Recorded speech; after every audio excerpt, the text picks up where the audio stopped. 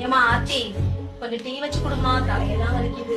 வீட்டுக்கு நான் மருமகளா வந்தேனா இல்ல வேலைக்காரியா வந்தேனா? உங்களுக்கு நினைச்ச நேரம் டீ வச்சு கொடுத்துக்கிட்டு, உங்களுக்கு சோறாக்கி போட்டுக்கிட்டு, உங்க துணிமணிகள் எல்லாம் துவைச்சு போட்டுட்டு இருக்கிறதுக்கு உங்களுக்கு கை கால் நல்லா தானே இருக்கு. வேணா போய் வச்சு குடிங்க போங்க. ஏமா ஆச்சி கொஞ்சம் தண்ணி கொடுமா.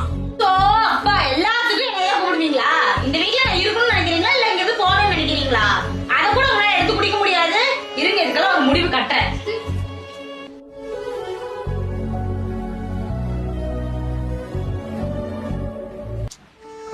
ஏன்னா திடீர்னு இந்த பக்கம் அம்மா பார்த்துட்டு போலான்னு வந்தானா தம்பி. போன தடவை வரும்போது சாரி கேட்டாங்களா, வாங்கி கொடுக்க முடியல, அதான் இப்போ வாங்கிட்டு வந்துருக்கிறேன். அம்மா எங்கடா தம்பி? ஏய் ஒன்னதான்டா, அம்மா எங்கடா?